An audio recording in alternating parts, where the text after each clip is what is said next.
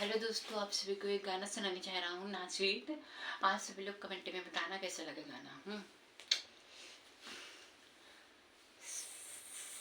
सैया हमर गमनवा लाइके, सैया हमर गमनवा लाइके, बड़ पछताई हम जाइके। ओ सैया हमर गमनवा लाइके, बड़ पछताई हम जाइके।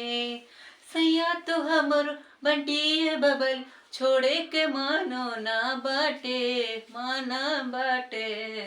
सैया जी, सैया जी, सैया जी, अरे सैया जी पी के आवे हो, बंटी बबली हो। सैया जी, सैया जी, सैया जी पी के आवे हो, बंटी बबली हो। सैया जी पी के आवे हो, बंटी बबली हो।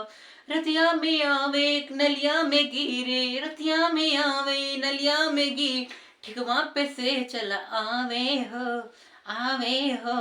सैया जी, सैया जी, अरे सैया जी हमका बुलावे हो, धनिया काहे के। सैया जी, सैया जी, सैया जी हमका बुलावेला, धनिया कहे के।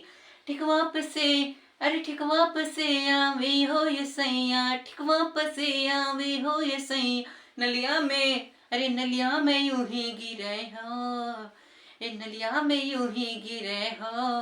अरे सासू हो, अरे सासू हो, सासू हो तोहरा बेटा बाबा, बंटी बबली पी के गिरले बा। सासू जी, सासू जी, सासू जी पी के आवे हो, बंटी बबली थमावे हो। सासू जी